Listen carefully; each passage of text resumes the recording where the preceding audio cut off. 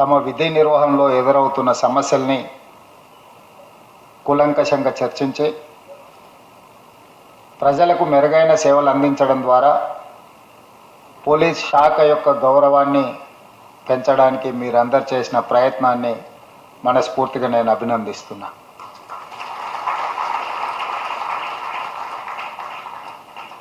ఎప్పుడైనా ఎక్కడైనా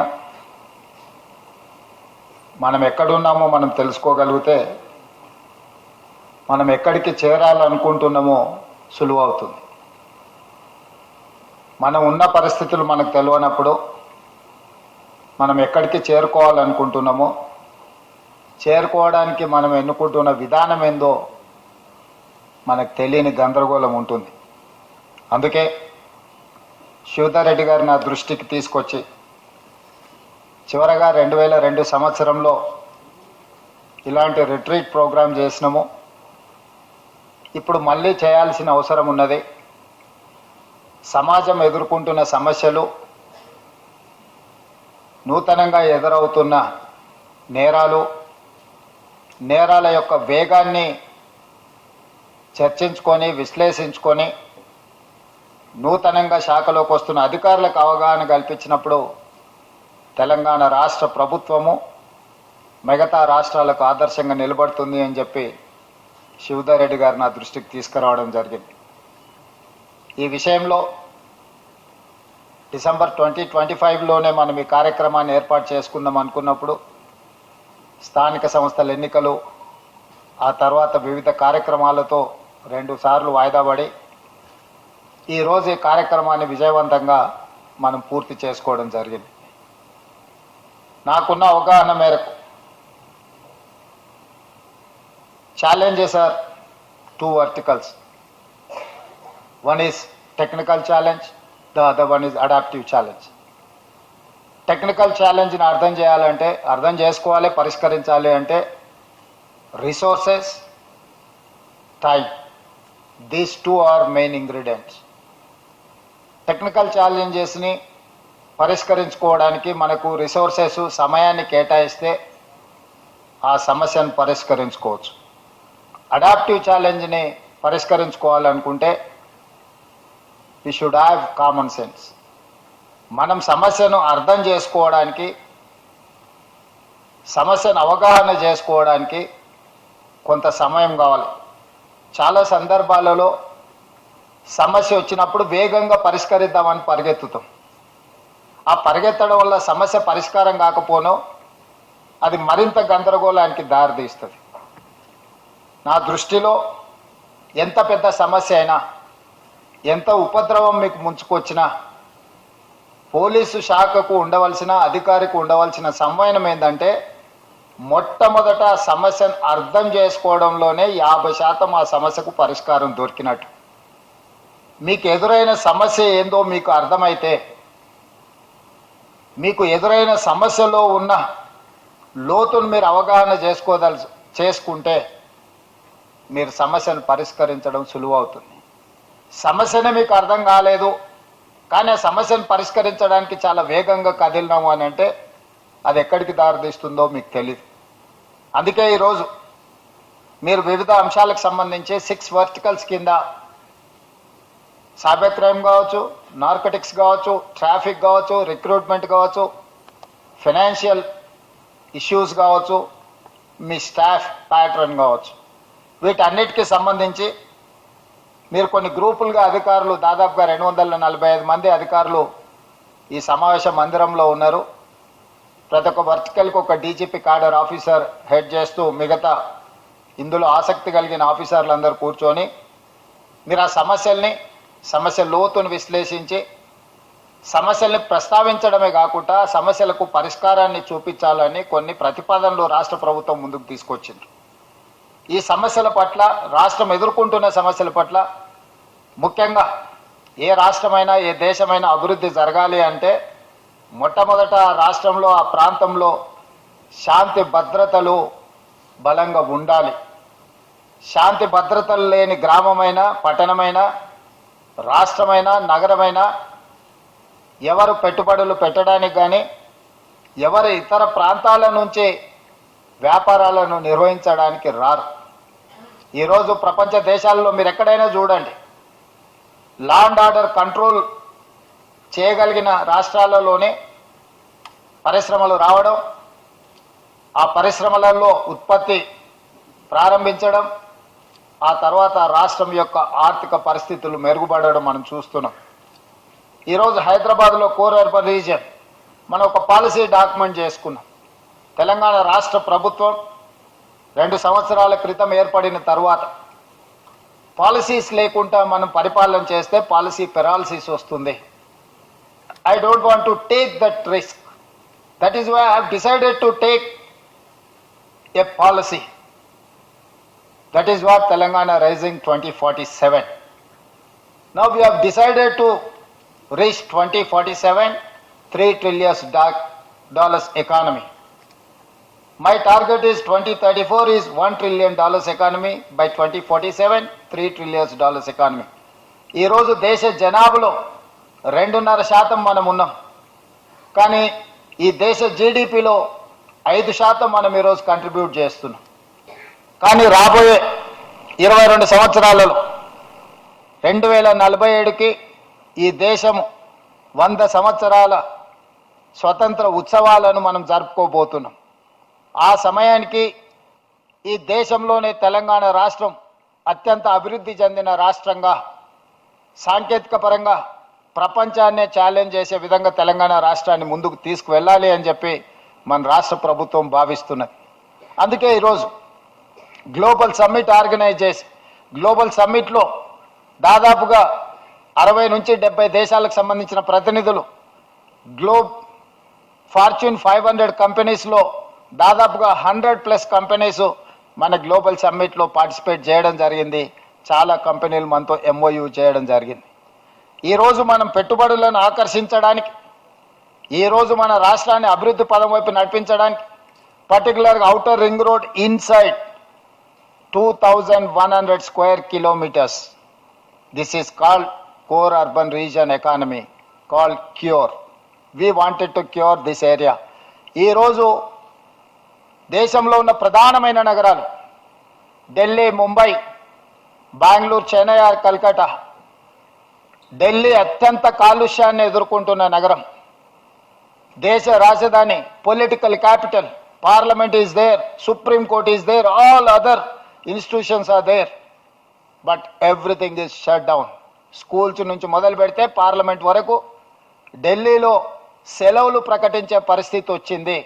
అత్యంత కాలుష్యమైన నగరం ఈ దేశంలోనే కాదు ప్రపంచంలోనే ఢిల్లీ నగరానికి గుర్తింపు వచ్చిన పరిస్థితి వచ్చింది అని అంటే ప్రభుత్వాల యొక్క ఆలోచన విధానంలో లోపం ఉండడం వల్ల ఈరోజు ఢిల్లీ నగరం నివసించడానికి యోగ్యం కాని నగరంగా మారుతుంది. అదేవిధంగా బెంగళూరు, మీరు ఒకసారి బెంగళూరును చూడండి, one of the beautiful metropolitan city.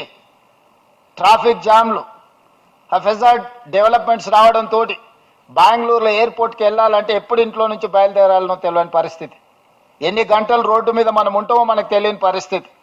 అందుకే ఈరోజు ఐటీ, ఇతర పరిశ్రమలు తెలంగాణ రాష్ట్రానికి తరలివస్తున్నాయి. ముంబై ఫైనాన్షియల్ క్యాపిటల్, ఫైనాన్షియల్ క్యాపిటల్లో వర్షం వస్తే నగరం అతలాకుతలం అయిపోతుంది. ఈరోజు అక్కడ నివసించలేని పరిస్థితి. చెన్నై నగరం వర్షం వస్తే పడవల్లో ప్రయాణించాల్సిన పరిస్థితి. కల్కటా గురించి నేను చెప్పాల్సిన పని లేదు, శాంతి భద్రతల నుంచి అక్కడ ఉన్న పొల్యూషన్, ట్రాఫిక్. సో ఈ మెట్రోపాలిటన్ నగరాల నుంచి హైదరాబాద్ నగరం కానీ ముఖ్యంగా పోలీస్ శాఖ నిశితంగా గమనించి నేర్చుకోవాల్సిన అవసరం ఉన్నది. పొల్యూషన్ కంట్రోల్ చేయాలన్నా, ట్రాఫిక్ను స్ట్రీమ్ లైన్ చేయాలన్నా, న్యాచురల్ కెలామిటీస్ అడ్రస్ చేయాలన్నా, పోస్ట్ కోవిడ్ రిఫ్లెక్షన్స్ ఏమొస్తున్నాయి, కోవిడ్ తర్వాత జరిగిన క్లైమేట్ చేంజెస్ని మనం అర్థం చేసుకోవాల్సిన అవసరం ఉన్నది. That is the biggest challenge for us. COVID తర్వాత వస్తున్న పరిణామాలు, మన నగరాలలో నిర్మించిన ఇన్ఫ్రాస్ట్రక్చర్, 24 గంటలకు 2 సెంటీమీటర్ల వర్షం వస్తే తట్టుకోగలిగిన వ్యవస్థ మాత్రమే మన నగరాలలో మనం నిర్మించుకున్నాం. మన లెక్కంతా 24 గంటలలో 2 సెంటీమీటర్ల అత్యధిక వర్షపాతం వస్తుందని ఒక అంచనా వేసుకొని ఈ మెట్రోపాలిటన్ నగరాలలో మనకున్న డ్రైనేజ్ వ్యవస్థ కానీ, రోడ్ వ్యవస్థ కానీ, ట్రాఫిక్ సిస్టమ్ కానీ, everything we have made based on the 2 centimetres in 24 hours. కానీ పోస్ట్ కోవిడ్ తర్వాత మొన్న ఖమ్మంలో జరిగిన వర్షాల, ఖమ్మంలో పనిచేసిన అధికారులు ఇక్కడ ఉండవచ్చు, విత్ ఇన్ 2-3 అవర్స్లో 39 సెంటీమీటర్స్ వర్షం వచ్చింది.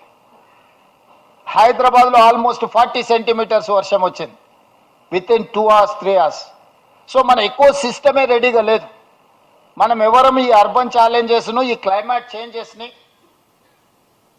వీటన్నిటిని మనం అర్థం చేసుకోవడానికి ట్రై చేయట్లేదు. ఈ సిస్టంలో ఫస్ట్ బ్లేమ్ అయ్యేది పోలీస్ వ్యవస్థ. మొట్టమొదట ఏ ఆపద వచ్చినా, ఏ సమస్య వచ్చినా, అది డిజాస్టర్ త్రూ వచ్చిందా, న్యాచురల్ కెలామిటీ వచ్చిందా, ఏ సిస్టంలో వచ్చినా కూడా ప్రజలు మొట్టమొదట సహాయం కోసం చూసేది పోలీస్ వ్యవస్థ. ఇన్ని సంవత్సరాలు మీరు కష్టపడి సంపాదించుకున్న ఒక గొప్ప మీ మంచితనమో లేకపోతే ఈ సిస్టమ్ మీరు బిల్డ్ చేయడం వల్ల ఈ దేశ ప్రజలు సమస్య వచ్చినప్పుడు మొట్టమొదట పోలీసుల కోసం ఎదురు చూస్తారు. Not political system, not executive officer. మొట్టమొదట సమస్య వచ్చినప్పుడు బాధితులకు గుర్తొచ్చేది పోలీస్ సిబ్బంది, పోలీస్ శాఖ. అట్లా మీరు గుర్తింపు తెచ్చుకున్న మీరు ఈరోజు నూతన సమస్యల్ని ఎదుర్కొంటున్నారు. ఒకప్పుడు మీకున్న సమస్య తీవ్రవాదం అయి ఉండొచ్చు. తీవ్రవాదాన్ని ఎదుర్కోవడానికి ఆక్టోపస్ తీసుకొచ్చింది, గ్రే హ్యాండ్స్ తీసుకొచ్చిండ్రు, ఎస్ఐబీలను తీసుకొచ్చిండ్రు, ఇతర వ్యవస్థలను తీసుకొచ్చిండ్రు. After 25-30 years, after 40 years, you have achieved your goal more or less 98%, or we are going to reach 100%. అవినీతిని ఎదుర్కోవడానికి ఏసీబీ, సిస్టంల ఫెయిల్యూర్ని రీచ్ చేయడానికి విజిలెన్స్ అండ్ ఎన్ఫోర్స్మెంట్, ఇతర రాష్ట్రాలలో నేరాలు జరిగినప్పుడు ఈ రాష్ట్రంలోనే, ఈ జిల్లాలు ఈ రాష్ట్రంలోనే కాదు పక్క రాష్ట్రాల్లో విచారణ చేయాలనుకున్నప్పుడు సిబిసిఐడి లాంటి వ్యవస్థల్ని మీరు ఏర్పాటు చేసుకున్నారు. ఈరోజు ఇవి సరిపోవడం లేదు.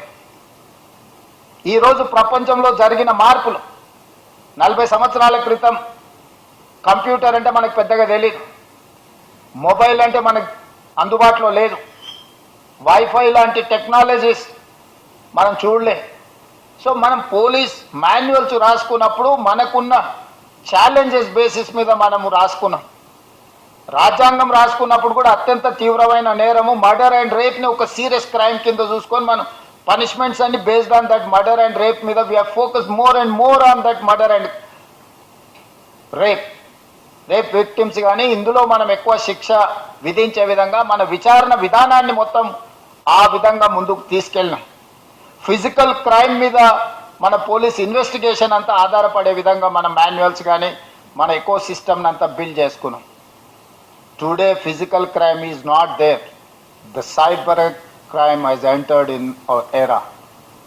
డ్రగ్స్, నార్కోటిక్స్, డార్క్ వెబ్సైట్స్, నేర స్వరూపమే మారిపోయింది.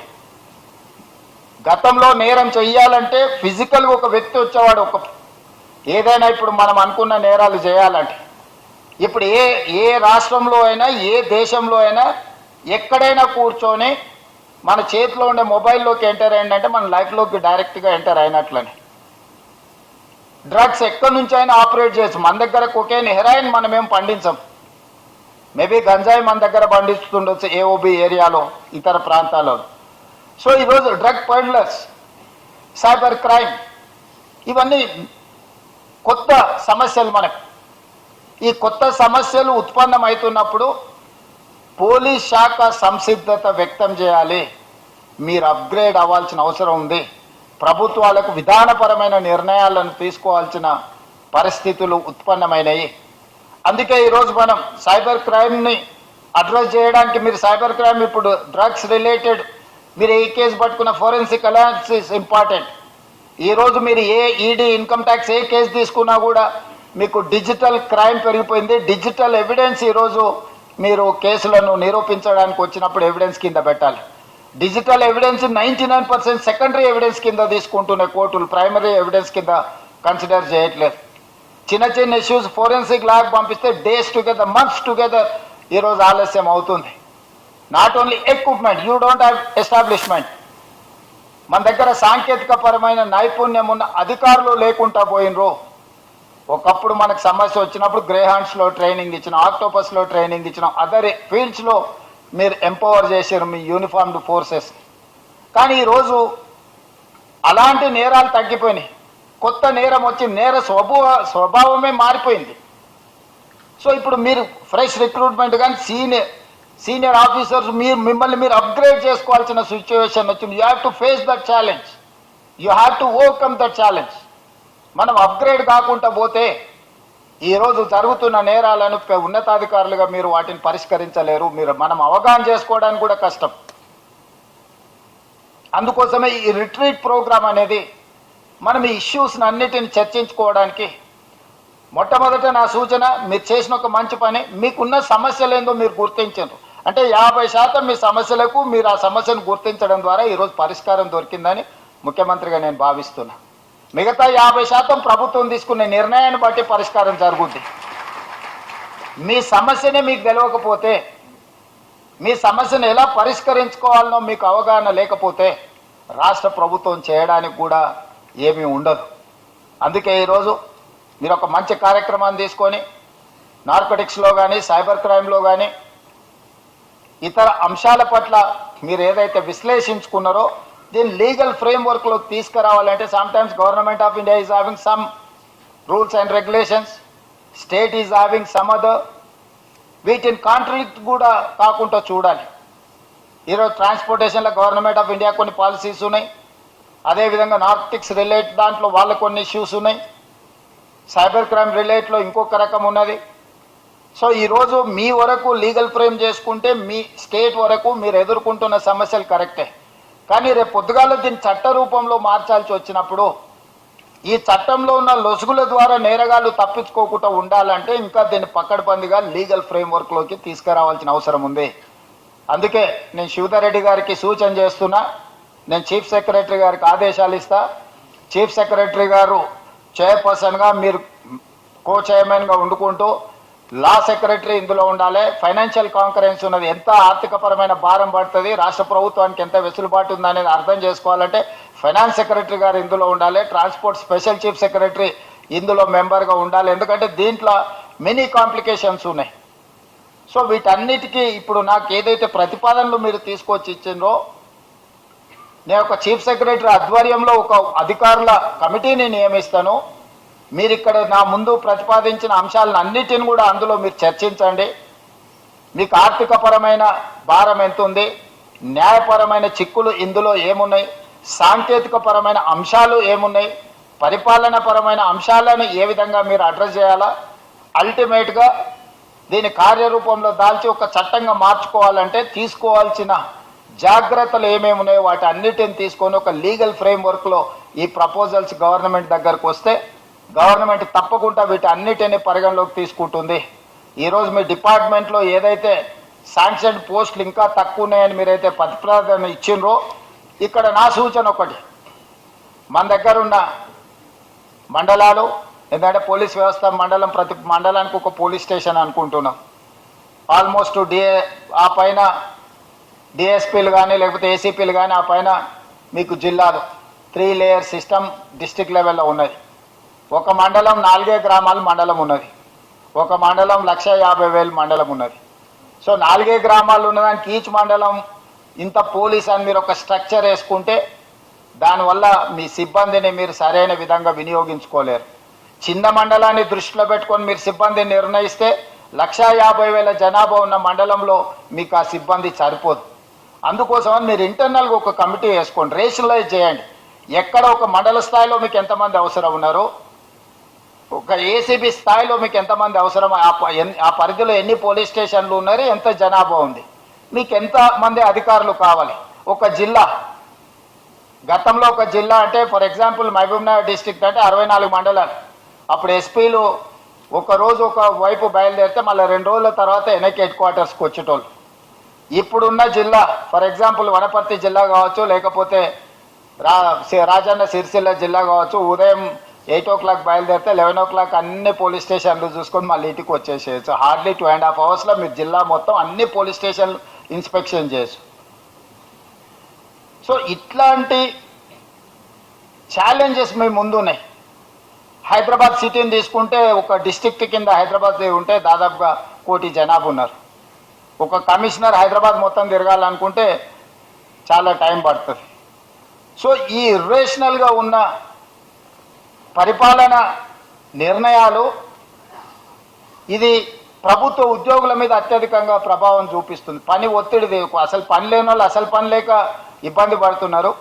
పని ఎక్కువైపోయి ఆ పని ఒత్తిడికి లోనయ్యేటోళ్ళు ఇంకొంతమంది ఉన్నారు. అందుకోసమని నేను డీజీపీ గారికి సూచన చేస్తున్నా, మీరు రేషనలైజ్ చేసుకోండి మీ స్టాఫ్ని.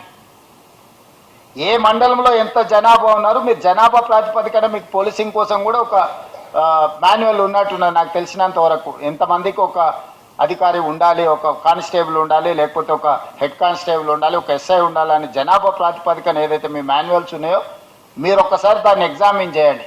ఒక జిల్లాకి ఎంత స్టాఫ్ కావాలా? ఇప్పుడు ఒక పెద్ద జిల్లా ఉన్నా నాకు 2 IPSలు ఉంటే సరిపోద్ది. ఒక ఎస్పీ ఉండి ఒక నాన్ క్యాడర్ అంటే క్రైమ్ చూడడానికి ఒకరిని వేస్తే మిగతా నాన్ క్యాడర్ వాళ్ళని వేసుకున్నా. కానీ అదే హైదరాబాద్ డిస్టిక్లకు వస్తే నాకు 50 మందిని పెట్టినా సరిపోదు. ఎందుకంటే ఇక్కడ నాకు సైబర్ క్రైమ్ ఉంటుంది, ఈగల్స్, డ్రగ్స్ ఉన్నాయి, ట్రాఫిక్ ఇష్యూస్ ఉన్నాయి, అదర్ ఆల్ ఇష్యూస్ ఉన్నాయి. నీకు వనపర్తి జిల్లాలో ఒక IPS ఉంటే మోర్ దాన్ ఎనఫ్. అంటే ఆ IPSకు పనే లేకుండా పోద్ది. కానీ అదే హైదరాబాద్ డిస్టిక్ట్కి వచ్చేటప్పటికి మీకు 30-40 మంది IPSలను పెట్టినా కూడా సరిపోనంత పని ఉంది. సో ఇట్లాంటి విషయాలను అన్నిటిని కూడా శాఖాపరంగా మొదట మీరు విశ్లేషించుకోండి. హ్యూమన్ రిసోర్స్ని రేషనలైజ్ చేయడం, హ్యూమన్ రిసోర్స్ని ఒక పద్ధతిలో వాడుకోవడం అనేది కూడా పరిపాలనలో ఒక భాగం. కాబట్టి మీరు ఏదైనా ఇంటర్నల్ ఒక అరేంజ్మెంట్ చేసుకోండి. దీన్ని ఏ రకంగా రేషనలైజ్ చేయాలి, ఏ రకంగా ఈ అధికారులను మనం సద్వినియోగం చేసుకోవాలి, ఏ రకంగా వీళ్ళకు పని కల్పించాలి, ఏ రకంగా పని ఒత్తిడి ఎక్కువ ఉన్న వాళ్ళకు ఆ ఒత్తిడి తగ్గించాలి. ఈరోజు ఇంతకుముందు మీరు ర్యాపిడ్ యాక్షన్ ఫోర్స్ లాంటి వాళ్ళని, లేకపోతే మహారాష్ట్రలో స్పెషల్ టీమ్స్ ఉన్నట్టున్నాయి, అంటే ఏదైనా ఇన్సిడెంట్స్ జరిగితే ఎస్టీఎఫ్ లాంటివి ఉన్నట్టున్నాయి. అట్లనే ఈరోజు మీరు అడిగారు. కానీ మీకు గ్రే హ్యాండ్స్లో 1200 మంది వెల్ ట్రైన్డ్ ఫోర్స్ ఉంది. ఈరోజు మీ కోంబింగ్ ఇవన్నీ తగ్గిన సందర్భంలో వాళ్ళని ఎక్కడో ఒక దగ్గర మళ్ళీ మీరు రీఅరేంజ్మెంట్ చేసుకోవాలి. సో ఇట్లాంటి మీరు ఏదైతే శాంక్షన్డ్ పోస్టులు ఒక పర్పస్కి వాటికి డిఫైన్ చేసిన మీ సిబ్బంది ఉన్నారో ఆ పర్పసే మీరు పరిష్కారం అయిపోయింది, రిజాల్వ్ అయిపోయింది అంటున్నారు. మరి అక్కడ ఆ సిబ్బందిని కొనసాగించడం వల్ల ఏమి ప్రయోజనము? వాళ్ళు ఎందులో నిష్ణాతులు? ఇంతకుముందు డిజాస్టర్లే స్టేట్కి డిజాస్టర్ టీంలు వేసినాం. ఆల్మోస్ట్ 2000 మందిని ఈరోజు మనం ఆ డిపార్ట్మెంట్లో యాడ్ చేసినాం. ఈరోజు హైదరాబాద్లో మేజర్ ఇష్యూస్ని అడ్రస్ చేయడానికి హైడ్రా తీసుకున్నాం. హైడ్రాలో ఆల్మోస్ట్ ఈరోజు 3000 మంది సిబ్బంది పనిచేస్తున్నారు. ఒక ఐజీ కార్డర్ ఆఫీసర్ ఉన్నాడు. సో సిటీలో ఉన్న లేక్ ఎంక్రోచ్మెంట్, నాలా encroachment, government parks encroachment, roads అంటే ఆపరేషన్ రోప్ అండ్ రోడ్ల మీద ఉన్న రోడ్లను ఎంకరేజ్ చేసి ఫుట్పాత్లను ఎంకరేజ్ చేసిన వాళ్ళని అన్నింటిని తొలగించడానికి కూడా ఈరోజు మనం ట్రాఫిక్లో ఒక వ్యవస్థ తీసుకొచ్చినాం. ఇంతకుముందు ట్రాఫిక్లో లూజ్ అండ్ అపాయింట్మెంట్స్ ఉండే, ఇప్పుడు స్ట్రక్చరల్గా మనం డిఐజీ క్యాడర్, ఆ తర్వాత ఎస్పీ క్యాడర్ స్ట్రక్చర్డ్గా ఈరోజు మనం హైదరాబాద్, సైబరాబాద్, మల్కాజ్గిరి కమిషనరేట్లలో పోలీస్ సిబ్బందిని రేషనలైజ్ చేసుకున్నాం, జోన్స్ను రేషనలైజ్ చేసుకున్నాం, కో టర్మినస్ చేసిన మున్సిపల్ని మిమ్మల్ని ఎగ్జాక్ట్గా మీ డీసీపీకి ఒక జోనల్ కమిషనర్ మున్సిపాలిటీకి ఎగ్జాక్ట్గా కో టర్మినస్ చేసినాం. ఇంతకుముందు కోఆర్డినేషనే ఉండేది కాదు. Next electricity department, GST department, all departments I want to do with co terminus. లేకపోతే మీకు ఒకరికొకరికి అధికారులకు సమన్వయమే లేకుండా పోయింది. ఇంతకుముందు మీరు చాలా విషయాలు ఇన్ఫర్మేషన్ గురించి మాట్లాడినారు, అదంతా ఇన్ఫర్మేషన్ బయట ఎక్కడలేదు, విత్ ఇన్ ద డిపార్ట్మెంట్స్లోనే ఉంది. ఏసీబీ వాళ్ళు అడిగితే విజిలెన్స్ వాళ్ళు ఇన్ఫర్మేషన్ ఇయర్, విజిలెన్స్ వాళ్ళు అడిగితే లా అండ్ ఆర్డర్ వాళ్ళు ఇన్ఫర్మేషన్ ఇయర్, ఈ ముగ్గురు అడిగితే రెవెన్యూ డిపార్ట్మెంట్ ఇన్ఫర్మేషన్ ఇయర్. సో మీ డిపార్ట్మెంట్లో ఉన్న విచారణలో మీరు సేకరిస్తున్న సమాచారాన్ని అంతా కూడా ICCCలో ఒక డేటాబేస్ తయారు చేయండి. దానికి ఒక మంచి ఆఫీసర్, ఒక ఎఫెక్టివ్ ఆఫీసర్, ఒక టీమ్ని ఎస్టాబ్లిష్ చేయండి. సో స్టేట్లో ఉన్న సిస్టమ్ని అంతా పిరమిడ్ స్ట్రక్చర్లో తీసుకొచ్చి కమాండ్ కంట్రోల్ రూమ్లో ICCCలో మీరు ఒక డేటాబేస్ తయారు చేసి అక్కడికి అన్ని కనెక్ట్ చేయండి. ఏ పోలీస్ స్టేషన్లో ఏ క్రైమ్ జరిగినా ఏదైనా డేటా అడగాలనుకున్నా జస్ట్ కమాండ్ కంట్రోల్ని రీచ్ అయితే they have to give within a minute. ఎందుకంటే మన దగ్గర టెక్నాలజీ ఉంది. You need not to depend on physical manual ఇదంతా. సో ఇది మన డిపార్ట్మెంట్లో within the department also there are many lapses. So వీటిని కూడా మనము ఈ రోజున్న సాంకేతికపరమైన పరిజ్ఞానాన్ని ఉపయోగించుకుంటూ డిపార్ట్మెంట్ను కూడా ఎంపవర్ చేసుకోవాల్సిన బాధ్యత మనందరి మీద ఉన్నది. దాంతోపాటు ట్రాఫిక్ అత్యంత పెద్ద సమస్య ఈరోజు సిటీలో ట్రాఫిక్. ఫిజికల్ పోలీసింగ్ లేకుండా పోయింది. అది కూడా మనకు అవసరం. Seeing is belief. మనం కూర్చొని ఎన్ని చట్టాలు రాసినా ఎన్ని శిక్షలు అని చెప్పినా ఇంకా మనం అంతా అప్గ్రేడ్ అవ్వాలి. అమెరికాకు పోతే మనం ఒక పద్ధతిలో బిహేవ్ చేస్తాం. ఎయిర్పోర్ట్లో దిగంగానే మన పద్ధతి మారిపోద్ది. బయటికి రాగానే వాటర్ బాటిల్ రోడ్డు మీద వేస్తాం. అదే పనిగా అద్దం దించి రోడ్ పక్కన ఇసిరేసిపోతాం. అదే అమెరికాలో ఉంటే రోడ్ పక్కన వేసింది కూడా తీసి మనం బ్యాగ్లో పెట్టుకొని పోయి డస్ట్బిన్లో వేస్తాం. సో కల్చరల్ చేంజెస్ కూడా రావాల్సిన అవసరం ఉంది. ప్రజల బిహేవియర్ మారకుండా పోలీసింగ్ ఎంత చేసినా ఎన్ని రకాలుగా మీరు చట్టాలు చేసినా it will take some time. ఒకప్పుడు కార్లకు బ్లాక్ టింట్ వేసుకుంటాం, లోపల ఎవరున్నారో కనిపించి ఒక పీరియడ్ ఆఫ్ టైంలో మీరు అందరూ స్ట్రిక్ట్గా దాన్ని ఇంప్లిమెంట్ చేయడంతో ఇవాళ కారు కొనుక్కున్నాడు కార్కు టింట్ గ్లాస్లకు టింట్ వేసుకుంటారని కూడా తెలియని పరిస్థితి వచ్చింది. ఒకప్పుడు డ్రంక్ అండ్ డ్రైవ్ ఇష్యూ లేదు, ఇప్పుడు డ్రంక్ అండ్ డ్రైవ్ ఇష్యూస్ కానీ ఇట్లాంటివి కొన్ని వచ్చినాయి. సో నా సూచన ఏంటంటే ఇక్కడ ఉన్న అధికారులకు స్టేట్ మొత్తం ఇక్కడనే ఉంది పోలీస్ డిపార్ట్మెంట్. సో ఈ రోజే స్వతంత్రం వస్తే ఈ రోజే పోలీస్ డిపార్ట్మెంట్ను ఒకవేళ ఏర్పాటు చేసుకుంటే రాబోయే 25 yearsకి మనం ఎట్లా యాక్షన్ ప్లాన్ రెడీ చేసుకోవాలనుకుంటున్నామో మీరు దాన్ని ప్రిపేర్ చేయండి. దాని మీద మీరు డిస్కషన్ చేయండి. మీరు రిక్రూట్ చేసుకున్న దాంట్లో కూడా ఐటీ ప్రొఫెషనల్స్ ఉన్నారు చాలామంది. నేను ఐపీఎస్ కానీ గ్రూప్ 1లో రీసెంట్గా సెలెక్ట్ అయిన వాళ్ళు అందరి వాళ్ళ బ్యాక్గ్రౌండ్ చూసిన. Most of them are well qualified and technically sound. అతనికి ఎందులో నైపుణ్యం ఉందో అతన్ని వీలైనంత మేరకు అక్కడ ప్లేస్ చేయండి. దానివల్ల ఏమవుతుందంటే అతన్ని ఎంపవర్ చేయడానికి ఉంటుంది. అవసరమైతే అతన్ని ఇంకా ఫర్దర్ కోర్స్ చదువుకోవడానికి డిపార్ట్మెంట్ సపోర్ట్ చేయండి. డిపార్ట్మెంటల్ స్టడీ లీవ్ ఇవ్వండి, వాళ్ళని అప్గ్రేడ్ చేయండి. రీసెంట్గా మనం హార్వర్డ్ యూనివర్సిటీతో కూడా మరి చెన్నారెడ్డి నుంచి ఒక ఎంఓయూ చేసినాం. హార్వర్డ్ యూనివర్సిటీని మీరు ఎవరినో ఒకరినో ఇద్దరిని హార్వర్డ్కి పంపించడం కదా. Harvard university is going to come to Hyderabad. They are going to teach in మరి చెన్నార్ ఎంసీహెచ్ఆర్డీలో వాళ్ళే స్వయంగా చెప్పి సర్టిఫికేట్ కోర్స్ కానీ వాళ్ళు ఇక్కడ ఉన్న మన వాళ్ళని ఎంపవర్ చేయడానికి వాళ్ళతో ఒక ఎంఓయూ చేసుకున్నాం. విత్ ఇన్ ఫ్యూ మంత్స్ అది అమలు జరగబోతుంది. అందుకోసం నా సూచన ఏంటంటే ఎప్పటికప్పుడు మనము ఉద్యోగం వచ్చిందని రిలాక్స్ అయ్యి ఆటో మోడ్లకు పోయినామంటే మనం సమాజానికి నష్టం చేసిన వాళ్ళే. ఇతర శాఖల వాళ్ళు ఆటో మోడ్లకు పోయినా నష్టం లేదు, కానీ పోలీస్ డిపార్ట్మెంట్ మాత్రం ఆటో మోడ్ ఆటో ప్రమోషన్ అనేది ఎక్స్పెక్ట్ చేయకండి. ఆ లేట్ బ్యాక్ యాటిట్యూడ్ కూడా సమాజానికి తీవ్రమైన నష్టాన్ని చేస్తుంది. ఈరోజు ఈ సిటీ మన మొత్తం ఆదాయం ఈ కోర్ అర్బన్ రీజియన్లో 60% ఉందనంటే ఇక్కడ అన్ని రకాలుగా మీరు శాంతి భద్రతలను కాపాడుతున్నారు కాబట్టి అన్ని కార్పొరేట్ కంపెనీస్ ఈరోజు మనం చూడగలుగుతున్నాం. దారిని బట్టి వెళ్తే కనిపించే ప్రతి కంపెనీ ఈరోజు వాళ్ళు ఒక సేఫ్గా ఫీల్ అవుతుంది. ఏదైనా ఒక దేశాన్ని మనం పర్యటించడానికి, ఒక దేశంలో వ్యాపారం చేయడానికి పోతే ఫస్ట్ మనం ఫిజికల్గా సేఫ్ ఉన్నామా లేదా, తర్వాత ఇన్వెస్ట్మెంట్ సేఫ్గా ఉందా లేదా, తర్వాత ఇన్వెస్ట్మెంట్కు ప్రాఫిట్ వస్తుందా లేదా అని ఈ 3 ఫండమెంటల్స్ చూసుకుంటాం. ఈ 3 ఫండమెంటల్స్లో మీరు time and again police department పాత్ర ఉన్నది కాబట్టి ఈరోజు తెలంగాణ రాష్ట్రం దేశంలోనే ఒక మెరుగైన రాష్ట్రంగా గుర్తింపు పొందింది. కానీ ఇది సరిపోదు. మనం పెట్టుకున్న ఛాలెంజ్ ఇక్కడితో ఇది కాదు. మనం ఈరోజు పెట్టుకున్న టార్గెట్ 2034కి $1 trillion ఎకానమీ రీచ్ అవ్వాలనుకుంటున్నాం. ఈరోజు $200 billion ఎకానమీ మనం. సో ఈ టార్గెట్ను రీచ్ అవ్వాలి అని అంటే మనం అన్ని రకాలుగా మనం సంసిద్ధత వ్యక్తం చేయాలి.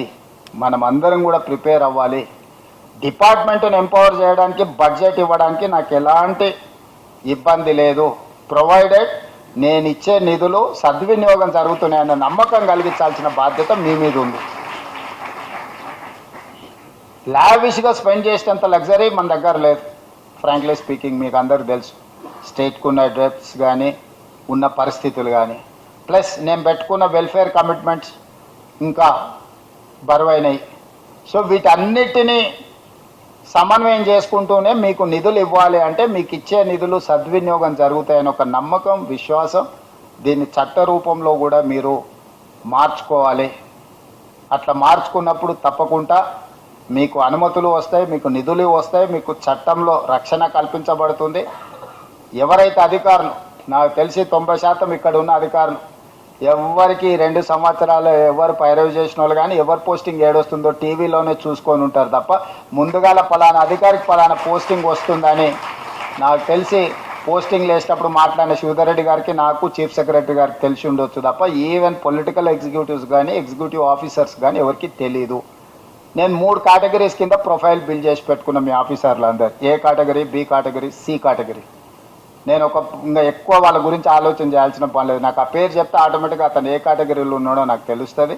నేను ఎస్పీ వేయాలనుకున్నప్పుడు ఎవరిని వేయాలా, నెక్స్ట్ లెవెల్ ఆఫీస్ మేనేజ్మెంట్లో ఎవరిని వేయాలా, ఖాళీగా ఎవరిని కూర్చోబెట్టాలని 3 కేటగిరీస్ కింద నేను ఆల్రెడీ డిఫైన్ చేసి పెట్టుకున్నాను. I may be wrong, I may be right, but I have a data.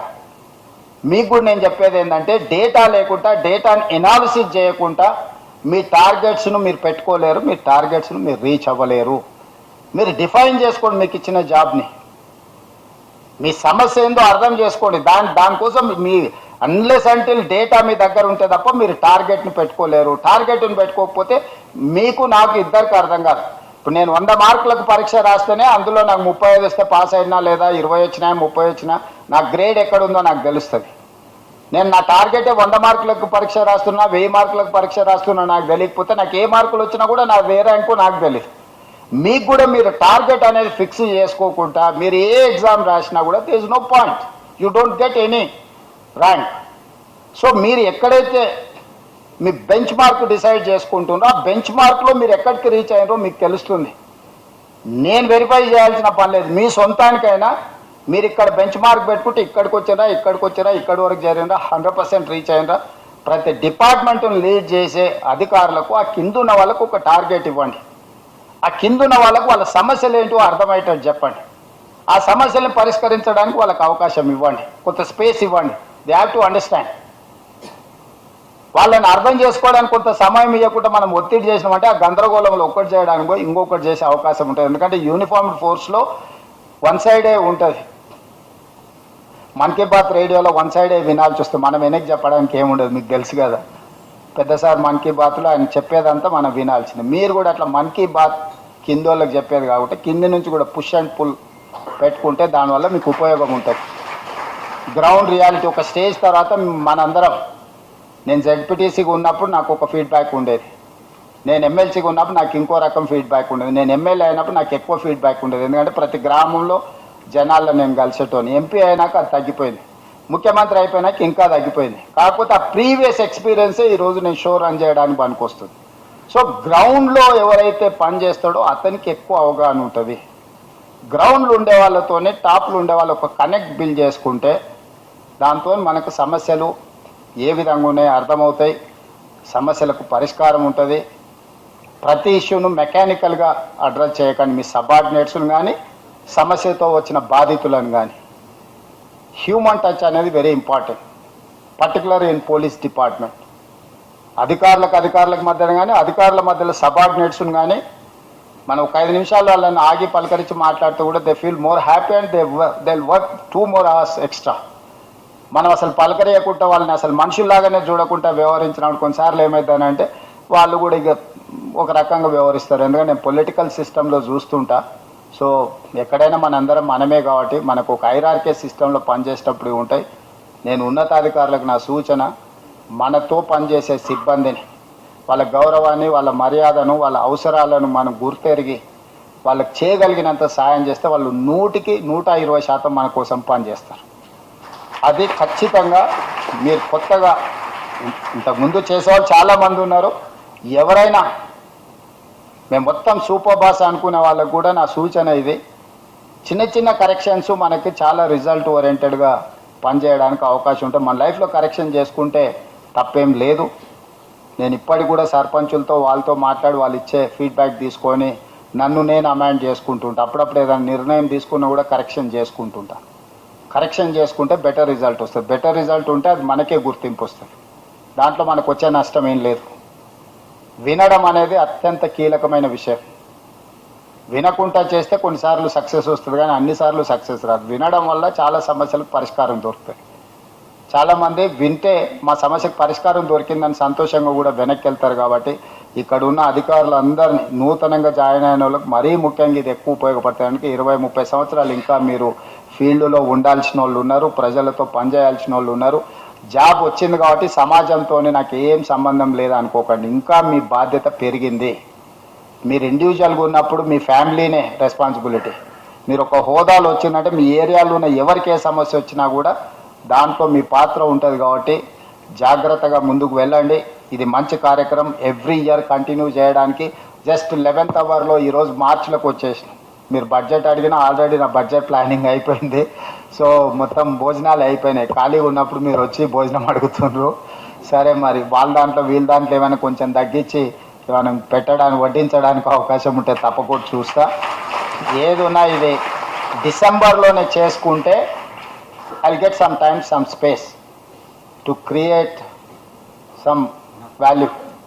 So ఈ సంవత్సరం ఇట్లున్నా, వచ్చే సంవత్సరం శ్రీధర్ రెడ్డి గారు ఎవరున్నా అధికారులకు మ్యాండేట్గా డిసెంబర్ మంత్లో మనం ఈ ప్రోగ్రామ్ తీసుకునేటట్టు ఒక సిస్టమ్ని, ఒక ప్రాక్టీస్ని డెవలప్ చేయండి. దాంతో ఏంటంటే ఎవ్రీ డిసెంబర్ వచ్చినప్పుడు ఆటోమేటిక్గా రిట్రీట్ ప్రోగ్రామ్ జరుగుతూ ఉంటే నెక్స్ట్ 2-3 మంత్స్లో బడ్జెటరీ ప్లాన్ చేసుకునేటప్పుడు మేము కూడా డిపార్ట్మెంట్స్కు పుష్ చేయడానికి ఉంటుంది. ఏదైనా పాలసీ చేసి చట్టం చేయాలనుకున్న బడ్జెట్ సెషన్స్లో మాకు యాక్ట్ చేయడానికి కొంత వెసులుబాటు దొరుకుతుంది. ఎందుకంటే లీగల్ కన్సెన్సెస్ బిల్ చేయకుండా మనం ఏదైనా చేస్తే సింపుల్గా కోర్టు పోయిన తర్వాత స్ట్రైక్ ఆఫ్ అయితే అది మీకు కానీ ప్రభుత్వానికి కానీ ఉండదు. యాక్చువల్గా మనం డిసెంబర్లోనే అనుకున్నాం, వివిధ కారణాల చేత డీలే అయింది. వచ్చే 2027 రిట్రీట్ ప్రోగ్రామ్ 2026 డిసెంబర్లోనే ప్లాన్ చేయండి. 2027లో మనం అడాప్ట్ చేసుకొని ముందుకు వెళ్దామని అధికారులందరికీ తెలియజేస్తూ మరొకసారి నిర్వాహకులను మనస్ఫూర్తిగా అభినందిస్తూ, అభిలాష్ బిస్ట్ గారు బాగా రిస్క్ తీసుకొని ప్రోగ్రామ్ ఆర్గనైజ్ చేసిండ్రు. మిమ్మల్ని అందరిని అభినందిస్తూ సెలవు తీసుకుంటాను.